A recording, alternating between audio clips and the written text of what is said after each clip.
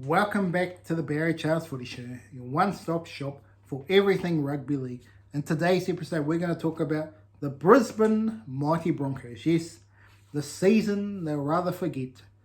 We're on the premise of a grand final. Ezra had his fingers on the Clive Churchill medal, and it was taken away by Nathan Cleary, who probably had the worst 50 minutes of his career and turned his last 20 minutes into Herculean status. Immortal status, probably. But anyway, let's get to the Brisbane Broncos season preview for 2024. Well, it's going to be an interesting season for the Brisbane Broncos because this could be a bit of a long season for the Brisbane Broncos. I've just got a little bit of question mark if they've lost too many players. Tom Flegler, absolutely number 2 prop in the Broncos, and probably in the top 10 props in the game. There's no doubt about it. That's a big loss. Herbie Farnworth in the top 10 centres of the game, big loss. Keenan Palasia, one of the up-and-coming players, a big loss.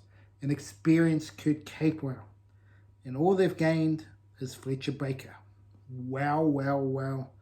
Question marks all over that. They have lost a lot of experience and have not replaced, leaving their bench to be a bit thin for mine and not enough players to be able to bring in. So big question marks here over the Broncos overall depth of squad for 2024 in my opinion. And they're struggling because they've got to put some big paydays for the likes of Ezra and Reece Walsh to come, which will mean they may continue to struggle to get new blood. Let's have a look at the Brisbane Broncos. Fullback will be Reece Walsh, no doubt about it. Here is where it gets interesting because you've got Corey Oates, but I've left him out of my team.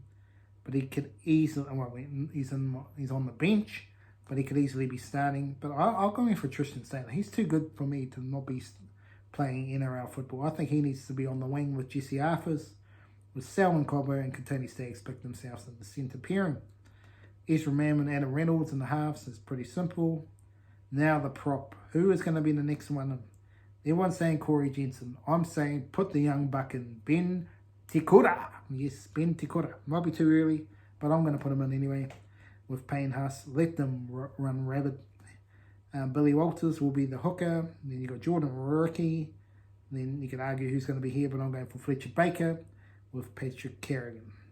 Now, 14th an interesting one. You got Tyson Smoothie, but Blake Moser. All the talk about this guy is the superstar.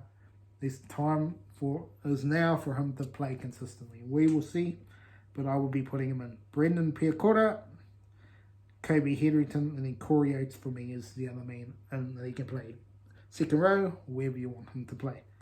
Then you got Dean Mariner, who's a chance of being on the wing as well. Tyson Smoothie, Xavier Wilson, and Corey Jensen can easily be in the team as well. But beside that, it's very, very slim pickings, folks, if you're a Brisbane Broncos fan. I've got big concerns they have not got the depth. They've got the talent, no doubt about it. They've got the talent in the starting pick, but after that, it's a long way to the ridicule. So their squad is, I don't see them as a top 4 squad in terms of paper listings, but they have got talent, real good talent in Payne Haas, Reece Walsh, Ezra They're real gun players, and Reynolds is a nice consolidator for yourself on Cobbo. But yeah, outside of that, you've got a few consistent players, but you need the likes of Jordan Ricky to go to another level. Kotoni Staggs needs to continue to rise above. You need a Tristan Sailor or a Dean Mariner, whoever's going to play their wing position to go to a bigger level. Billy Walters needs to continue to keep his... But I think that punch off the bench is... I'm just very concerned there's no punch. When you've got no Flegler and Palasia, where is it going to come from? Where is it going to come from? Very, very questionable there. Corey Oates could easily play 5. Yes, their prop rotation is a big concern for me. And I think they might struggle. Pat Kerrigan can play prop. That solves that issue. And maybe that's where they might look to go. I don't know if they will go there initially, but if they start to struggle, I think that's where they'll go. Patrick Harrington, like Jake Chapoyevich, Dale Finucane, Tohu Harris. The way the game's going, a lock and the prop, you can just about interchangeable. I think, yeah, that's what these teams need to do. But yeah, Kerry Walters got a big pressure gauge on mine, I think. I don't see them making the grand final. They say you got to lose one to win one. I just don't. I think there was their chance.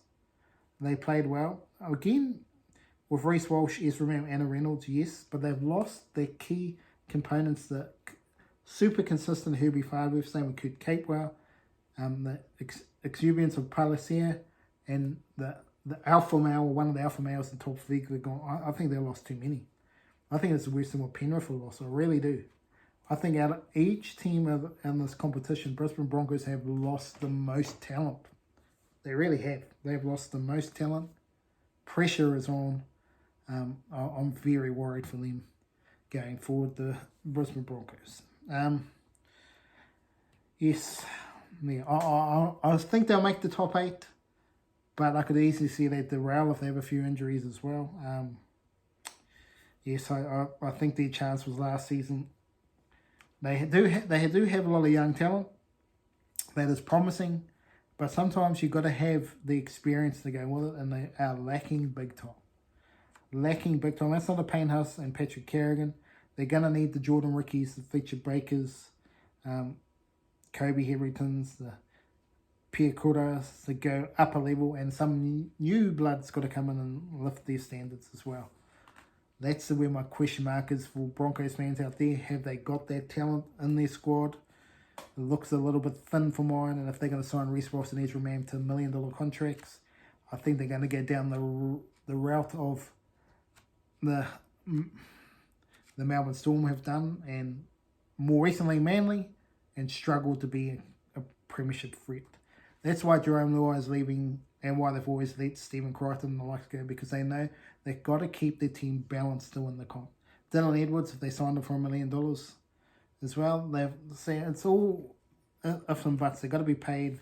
Like Cleary could probably demand $1.5 million somewhere else. Honestly, that's how good he is, but he'll stick for less to stay at Penrith. So, yeah, to me, the Broncos, out of the top 4 sides this season, I see them being the biggest drop. I think they will drop the biggest out of the top 4. Doesn't mean that's going to be the case. They could completely prove me wrong and win the premiership. But I just think with their overall squad, it was a lot stronger last season. This season it's much weaker. If they just keep Flegler alone, I would say yes, they could be in the conversation for grand final again. But without him, I can't see it happening. So it's going to be an interesting season to see if Kevin Walters can get the best out of these younger players to replace that experience and be a chance for the grand final. But I'm just not seeing it right here, right now. It can change in 10 months' time and they're in the grand final, but not for me. But anyway, that is the Brisbane Broncos season review. Remember to like and subscribe to the channel. We're going to finish off with the Penrith Panthers. And then after the Penrith Panthers, I'm going to rank the team 17th in the 1, which will be completely wrong. But hey, everyone's going to give an opinion if you're doing these sort of channels. So let's get to it. Remember to like and subscribe. And have an awesome day out there. And good luck if you're a Brisbane Broncos fan.